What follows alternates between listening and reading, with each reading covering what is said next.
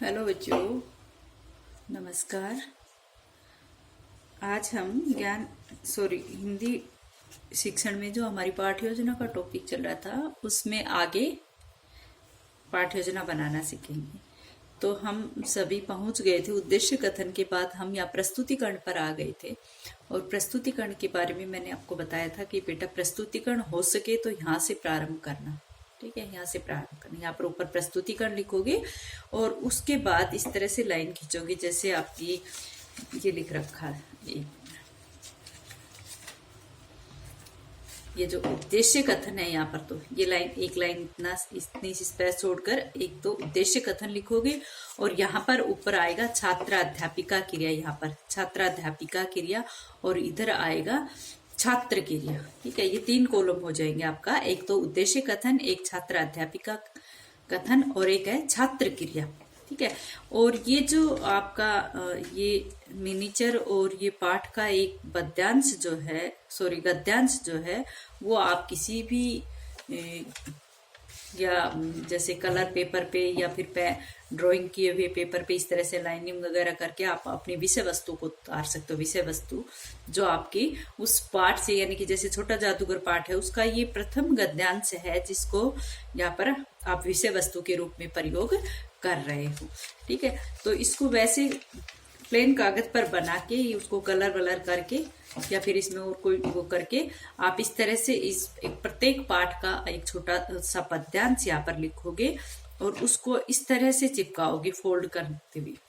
ठीक है, तो इसको आप यहाँ पर छात्र अध्यापिका क्रिया पर चिपकाओगे। इसके नीचे जो है वो मिनीचर है। इसी पाठ से संबंधित कोई भी चित्र जो है वो आप इस जो आपका चार्ट होता है, प्लेन चार्ट जो होता है, उसके ऊपर इस चित्र को बनाओगे और उसको भी इसी तरह से चिपकाओगे जिस तरह से इस बच्ची ने चिपका रखा है। जैसे उद्देश्य कथन के आगे यहाँ पर छात्र अध्यापिका क्रिया है उसके ऊपर यहाँ चिपकाओगे और इसमें इधर से आपकी छात्र अध्यापिका क्रिया देखनी चाहिए। यहाँ पर छात्र क्रिया है। ठीक है, तो उस पाठ से संबंधित जो टीचिंग एड्स आप प्रयोग करोगे उसका मिनीचर यहाँ पर आप लगाओ। और ये है आपकी विषय वस्तु। विषय वस्तु कौन सी? जो छोटा जादूगर पाठ है उसका प्रथम गद्यांश जो है वो आप इस तरह से साफ सुथरे शब्दों में लिखोगे। इसके ऊपर थोड़ा सा कलर वलर या ड्राइंग करके सुंदर से लगाओगे ताकि आपकी डायरी सुंदर दिखे। ठीक है, इसको आप इस तरह से फोल्ड करोगे, कहीं भी लगाओ लेकिन आप इसको जैसे यहाँ लगाओगे तब भी आपको इसको फोल्ड करने की करोगे ताकि आपका नीचे से ये टीचिंग एड्स भी दिखे, ये आपका मिनीचर भी दिखे और आपकी विषय वस्तु भी दिखे और इसके नीचे जो आपकी सारी औपचारिकताएं हैं वो आपने लिख रखी है। तो इस तरह से हम उसका भी निरीक्षण हम कर सकें।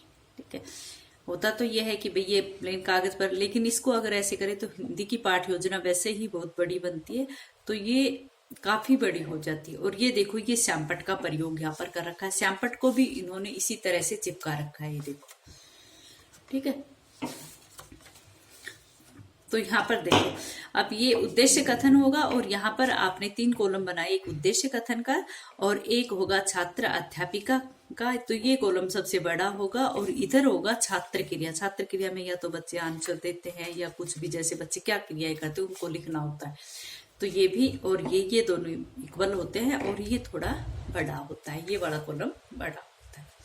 ठीक है, तो इसमें सबसे पहले आपने उद्देश्य कथन लिखा, यहाँ पर छात्र अध्यापिका क्रिया लिखा और यहाँ पर छात्र क्रिया लिखा। इसके बाद आपने यहाँ पर एक लाइन खींची और सबसे पहले यहाँ पर पॉइंट 1 जो उद्देश्य कथन है वो यहाँ पर अर्थ ग्रहण आएगा। जब अध्यापक या अध्यापिका यहाँ पर आदर्श वाचन करेगी या सैसुर वाचन करेगी तो यहाँ पर कौन सा शिक्षण उद्देश्य पूर्ण हो रहा है? अर्थ ग्रहण का हो रहा है। तो यहाँ पर सबसे क्या लिखोगे? अर्थ ग्रहण। और अर्थ ग्रहण के नीचे क्या लिखोगे? सुनकर अर्थ ग्रहण करना। सुनकर अर्थ ग्रहण क्यों कर रहे हैं? क्योंकि यहाँ पर छात्र अध्यापिका जो है वो आदर्श वाचन बोल रही है, तो विद्यार्थी क्या कर रहे हैं? सुन ही रहे। तो यहाँ पर अर्थ ग्रहण जो है वो सुनकर अर्थ ग्रहण करना। तो यहाँ पर आपके इसके सामने आएगा आदर्श वाचन। आदर्श वाचन क्या होता है वो मैंने आपको पहले भी बता रखा है।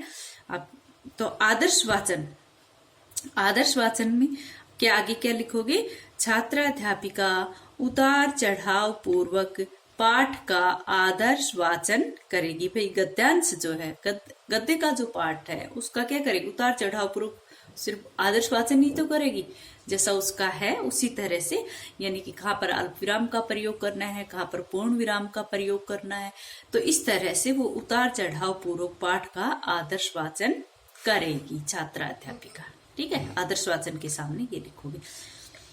इसमें छात्र क्रिया में क्या आएगा कि छात्र मनोयोग पूर्वक सुनेंगे। छात्र क्या करेंगे, मनोयोग पूर्वक सुनेंगे। ठीक है, मनोयोग पूर्वक सुनेंगे। जस्ट इसके सामने जहां पर आदर्श वाचन हो रहा है वहां पर बच्चे क्या कर रहे हैं, विद्यार्थी क्या कर रहे हैं, सिर्फ सुन रहे हैं, मनोयोग पूर्वक सुन रहे हैं।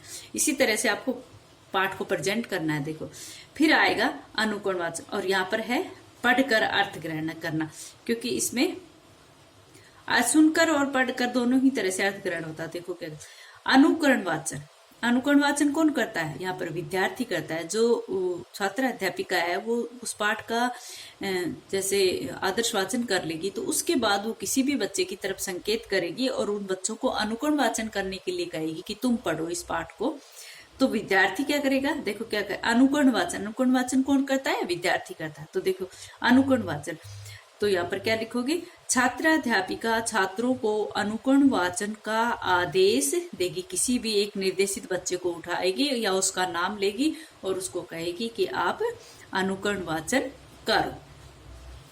और छात्र क्रिया में क्या आएगा, यहाँ पर निर्देशित छात्र अनुकरण वाचन करेगा। जिस छात्र की तरफ अध्यापिका ने संकेत किया था वो छात्र अनुकरण वाचन करेगा। अनुकरण वाचन का मतलब क्या, अनु माने पीछे पीछे, कर्ण माने क्रिया करना। तो यहाँ पर जैसे अध्यापिका ने या अध्यापक ने जो आदर्श वाचन किया था उसी प्रकार से उतार चढ़ाव पूर्वक विराम चिन्ह, अल्प विराम चिन्ह सभी का प्रयोग करती है। विद्यार्थी भी क्या कर रहा है, उसका उस मैडम का या उस अध्यापक का अनुसरण करते हुए उस पाठ का वाचन करेगा, जिसको अनुकरण वाचन करते हैं। जैसे कह रहे हैं निर्देशित छात्र अनुकरण वाचन करेगा। ठीक है, इसके बाद क्या होगा, वर्तनी उच्चारण। थर्ड नंबर पे अर्थ ग्रहण है ना, सुनकर अर्थ ग्रहण, पढ़कर अर्थ ग्रहण। और तीसरा जो स्टेप है वो है, वो क्या है, वर्तनी उच्चारण। वर्तनी उच्चारण, और इसके सामने आप लिखोगे अशुद्धि संशोधन। अशुद्धि संशोधन, अशुद्धियों का संशोधन यहाँ पर किया जाएगा। तो अशुद्धि संशोधन में क्या होगा कि छात्र अध्यापिका अनुकरण वाचन के अंतर्गत आए शब्दों को शुद्ध उच्चारित करके श्यामपट्ट पर लिखेगी। भाई मैडम ने या अध्यापक जो भी आपको पाठ पढ़ा रहा है वो क्या कर रहा है, सबसे पहले उसने आदर्श वाचन किया पाठ का, एक प्रकार से उतार चढ़ाव पूर्वक आदर्श वाचन किया। उसके बाद उसने एक विद्यार्थी का नाम लिया, उसको खड़ा किया और उसको ये कहा कि तुम इस पाठ को पढ़ो। तो जिसकी तरफ संकेत किया उस विद्यार्थी ने भी पाठ का उच्चारण कर दिया। उसके बाद क्या होगा, अशुद्धि संशोधन। जो भी पाठ में अशुद्धि संशोधन कैसे होता है, जो भी बच्चे ने अनुकरण वाचन किया, जब बच्चे ने अनुकरण वाचन किया तो भाई स्वाभाविक है कि बच्चा अशुद्धियां करता है। तो वहां पर जब बच्चा क्या कर रहा है, अशुद्धियां कर रहा है, अशुद्धियां कर रहा है, तो उन अशुद्धियों की तरफ अध्यापिका क्या करेगी, उसको श्यामपट्ट पर लिखेगी। जो जो बच्चे ने अशुद्ध शब्द बोलने हैं उनको क्या करेगी, श्यामपट्ट पर लिखी, जिसे अशुद्धि संशोधन कहते हैं। मेन एडिंग तो क्या आएगी इसमें, अशुद्धि संशोधन।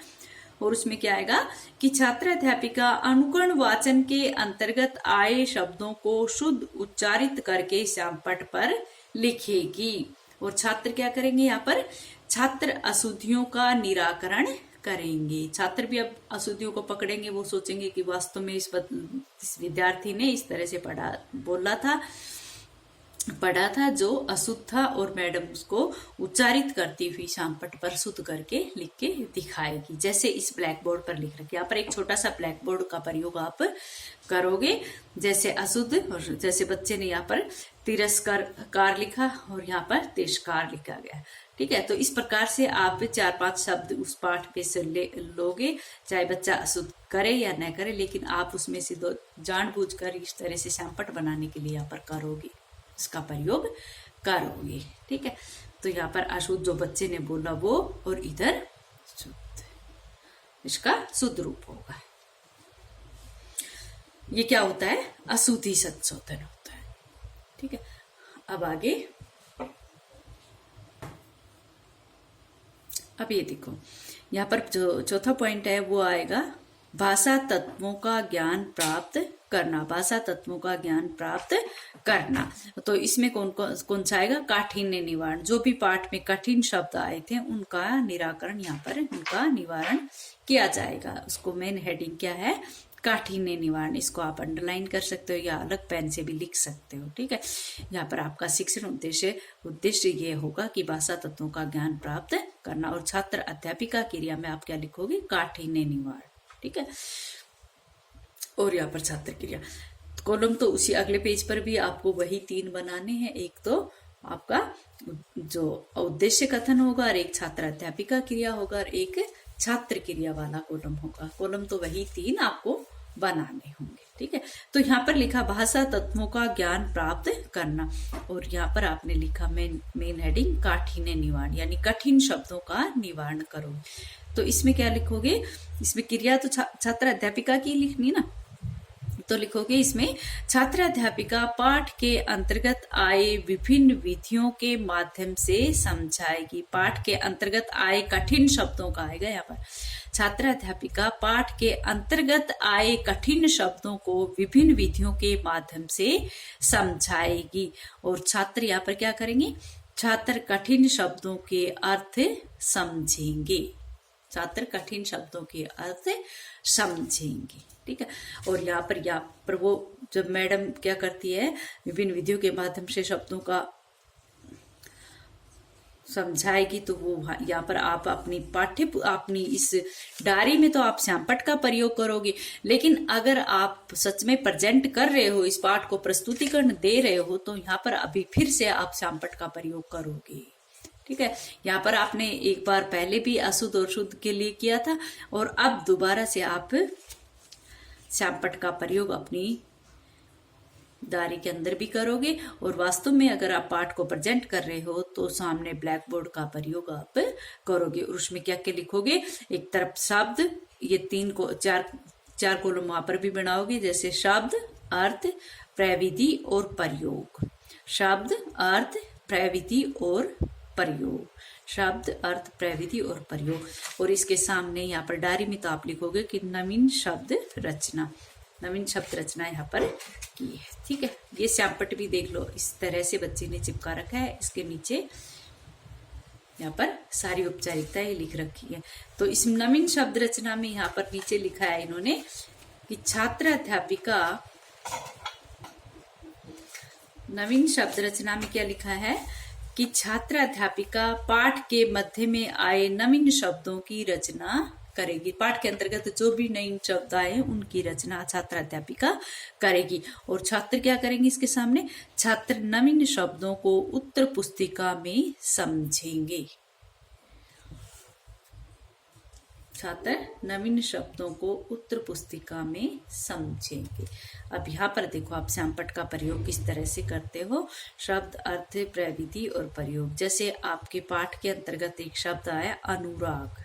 अनुराग, तो अनुराग का अर्थ तो क्या होगा? प्रेम। और प्रविधि क्या है कि प्रविधि में आप इसका प्रत्यय, उपसर्ग कुछ भी बता सकते हो, ठीक है। पर्यायवाचक भी बता सकते हो, ये पर्याय है किसका, इस तरह से भी लिख सकते हो। तो यहाँ पर अनुराग जो है ये एक पाठ में एक शब्द आया अनुराग, और इसका अर्थ हुआ प्रेम। और यहाँ पर प्रविधि में अनु का उपसर्ग है। ये जो अनु है वो उपसर्ग है, अनु उपसर्ग है। और आगे इसका वाक्यों में प्रयोग किया गया है। वाक्यों में प्रयोग क्या किया गया है? क्या लिखा है इसने? सुदामा का कृष्ण के प्रति अनुराग था। इस तरह से आप 4-5 शब्द वहां पर छांटोगे अपनी पाठ में से, और उन पाठों का इस तरह से अर्थ बताओगे। एक बार उस शब्द का अर्थ बताओगे और फिर उसका प्रविधि बताओगे। जैसे ये है संसार, तो यहाँ पर इसका अर्थ जगत होगा, लेकिन ये पर्याय है किसका? जगत का पर्याय है। और इसको वाक्यों में प्रयोग किया कि यह संसार परिवर्तनशील है। यह संसार परिवर्तनशील, इस शब्द को इन्होंने वहां पर वाक्यों में प्रयोग भी किया है। इस तरह से आपके ये श्यामपट्ट का कार्य हो जाएगा। अच्छा बच्चों, आज इतना ही।